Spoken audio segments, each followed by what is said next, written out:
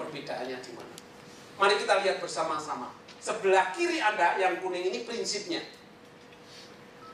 Dalam masyarakat semua bentuk interaksi sosial yang berulang dan terulang akan menghasilkan struktur. Kualitas struktur tergantung pada modalitasnya. Modalitas itu bisa alat, sarana, sistem, dan modal. Itu prinsipnya. Lalu lihatlah yang di atas sendiri. Di dalam masyarakat ada 3 bentuk interaksi sosial yang dominan. Ya, yang mengatakan dominan. Jadi ada bentuk interaksi lain tapi tidak dominan.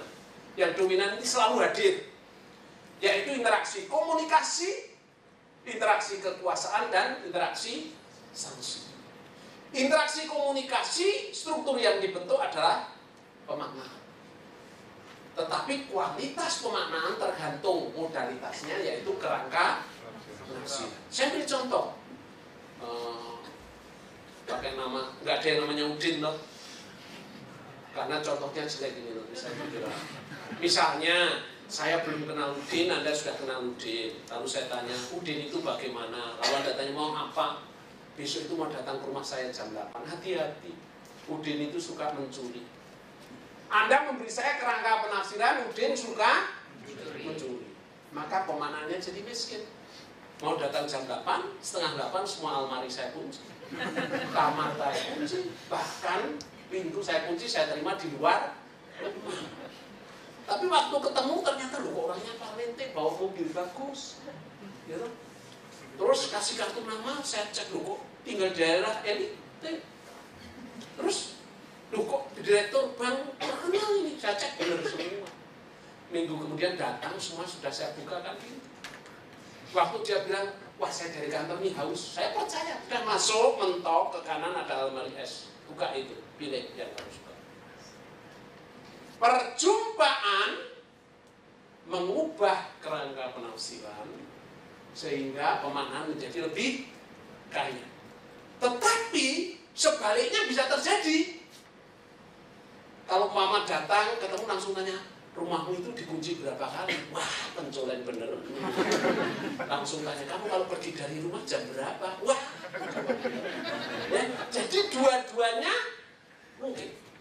Dua-duanya mungkin. Dan maaf, itu terjadi bukan hanya antar individu, tapi juga antar kelompok, antar golongan. Yang salah siapa? Yang memberi kerangka penafsiran. Siapa itu? Tidak boleh saya katakan. Karena saya termasuk. Jelas ini ya? Yang ini, interaksi kekuasaan, struktur yang dibentuk adalah dominasi. Kualitas dominasi tergantung fasilitasnya, yaitu ekonomi, fisik, ideologi, dan sebagainya. Saya beri contoh saja yang fisik. Kalau orangnya tinggi besar, yang kecil nggak berani ngejek loh. Kalau yang kecil ngejek hanya dibilang belum pernah ke dokter gigi. Cantik itu fasilitas. Kalau nggak percaya, keluar jalan di jalan. Mesti banyak yang nawarin. Mau diantar mbak? Maaf nggak biasa roda 2. Yang datang roda 3 bajai. Atau kalau di S1 itu kalau saya perhatikan kalau ngajar itu ya, kalau cewek yang cantik nggak masuk itu. Cowok-cowok itu hari berikutnya ini fotokopi kuliah mau. Fotokopikan. Dosennya pun pengen memfotokopi. Ya, yang ekonomi misalnya, yang ekonomi itu, ya misalnya ekonomi itu, misalnya sama-sama kuliah di UI di Depok, Anda tinggal di Bintaro, yang satu punya mobil, yang satu tidak, sering sama-sama. Suatu ketika yang punya mobil masuk jam 10, yang tidak punya masuk jam 8, yang tidak punya bilang besok berangkat jam berapa? Oh saya jam setengah 9, oh jam 7, ngapain jam 7? Saya masuk jam 8 ya. Yang punya mobil siapa? Kalah ya toh. Suatu ketika mereka ada paper yang tidak punya mobil lebih pinter. Paper yang bahannya 50 halaman dalam bahasa Inggris selesai 2 jam. Yang tidak punya mobil 2 jam baru setengah halaman. Merengek datang ke yang tidak punya mobil, kamu bisa bantu nggak? Oh mudah itu, ini saya bantu. besok bisa berangkat jam 7 nggak? Oh bisa. Karena dia punya kapital fasilitas budaya. Ya, ini semua berjalan begitu. Bedanya dengan Bourdieu apa? Pada Giddens ini tidak terstruktur, tidak hierarkis, tidak mana yang lebih utama, tidak kelihatan. Pada Bourdieu kelihatan.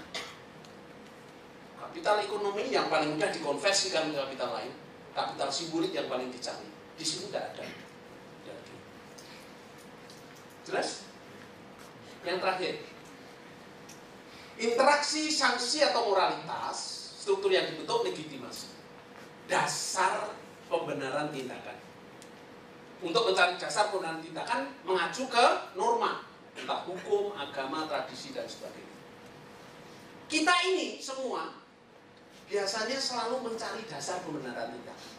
Kalau nggak percaya, kalau yang sudah punya putra ya, yang SMP gitu, pulang sampai rumah jam 1 pagi ya, bukakan pintu, diam saja. Mesti anak sudah Pak tadi bannya meletus, Pak tadi saya ngantar teman, padahal nggak ditanya. Karena apa? Butuh pembenaran tindakan. Ya. Saya aja kalau ngantar ajar kelas S3 itu saya ngatakan, Anda datang terserah, nggak datang terserah. Yang penting paper beres, ujian akhir lulus. Ya memang kalau nggak datang ya jarang yang lulus. Tapi supaya kelihatan demokratis gitu. Dosennya terbuka gitu. Nanti sudah digitukan aja terlambat 10 menit itu kayak anak kecil itu. Pak maaf Pak tadi macet. Saya nggak nanya. Jakarta macet. Jelas ini selalu butuh legitimasi. Ini yang vertikal. Yang horizontal harusnya komunikasi kekuasaan timbal balik. De facto kekuasaan menentukan komunikasi. Nggak percaya yang sudah pernah bimbingan, ya toh? Pak maaf Pak, kapan bisa ketemu? Seminggu lagi telepon, kita tentukan kapan. Jadi teleponnya masih seminggu lagi menentukan kapan. Pernah alami kan ya? Harusnya timbal balik, tapi de facto berbeda. Kekuasaan dan sanksi biasanya harusnya timbal balik, tapi de facto kekuasaan menentukan benar salah. Anak kecil protes bapaknya, papa itu selalu meminta saya merapikan tempat tidur. Tuh tempat tidur papa nggak karuan. Yang cari uang siapa? Sudah diam saja ya toh. Ini juga dominasi pemaknaan. Anda pernah mengalami dulu waktu P4? Nggak ada ya? Yang seumur saya bagi. Saya baru terasa bahwa saya masih muda. Nggak ada rasa terlalu. P4 itu selalu kalau panggalannya itu yang paling benar. Kalau P4, kalau kita kritis nilainya jelek. Ya selalu gitu. Jadi penafsir yang paling benar adalah panggal penafsir Pancasila. Seperti juga itu kan guru agama ngajar SMP, ngajar tentang mukjizat. Anak SMP kan sudah kritis. Pak maaf Pak, contoh mukjizat kok 2000 tahun yang lalu. Zaman sekarang itu mukjizat seperti apa? Bingung nggak siap dok, gurunya nggak siap. Yang tanya ke depan, hadap sana. Langsung ditendang. Wah sakit Pak. Nah kalau nggak sakit namanya mukjizat.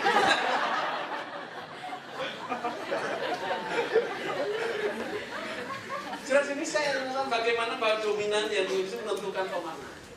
Dominasi menentukan legitimasi. Anda tahu dalam Orde Baru, meskipun Golkar menang, tetap ada pemilu. Karena butuh legitimasi. Maka pengamat politik paling tajam itu adalah pengamat politik Orde Baru. Kalau meramalkan Golkar menang, menang benar.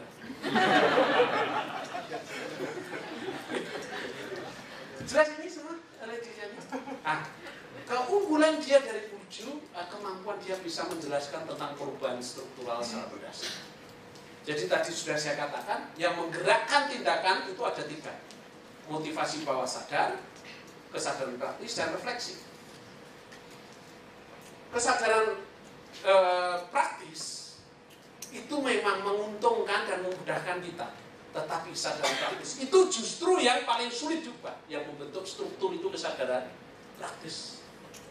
Kalau sudah mengenakan, kita itu malas berubah kebiasaan-kebiasaan. Maka yang mengubah adalah kesadaran refleksi. Bagaimana mulai mengubah? Apabila semakin banyak anggota masyarakat mengadopsi kesadaran refleksif semakin mungkin perubahan mendasar. Tapi itu baru di bagian kerangka penafsiran. Reformasi itu adalah 98 itu adalah yang berubah. Orang sudah mengatakan, oke, cukup, kita harus berubah. Dan sebagian besar masyarakat setuju. Maka terjadi. Mengapa dikatakan kurang begitu berhasil? Karena di sini masih di dan orang lama. Jadi yang paling sulit berubah dalam perubahan itu di bagian fasilitas. Mengapa menurut Anda? Karena fasilitas itu ada penunggunya. Ya, kalau nanti Anda dalam organisasi atau jadi pimpinan mengubah sesuatu, yang paling sulit menggeser penunggu-penunggu yang diuntungkan. Itu yang paling sulit. Maka di sini yang paling sulit. Maka kalau Anda bacalah hasil penelitian Demos tahun 2005 yang meneliti pemilu 1999. Yang menang itu 40% itu adalah 40% yang menang itu adalah birokrat lama. 16% itu militer polisi, 15% bisnismen baru. Baru sisanya orang baru. Mengapa menurut Anda kalau dia dari kacamata ini?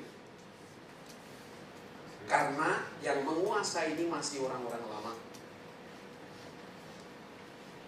Dan mengapa akhirnya tidak bisa berkembang?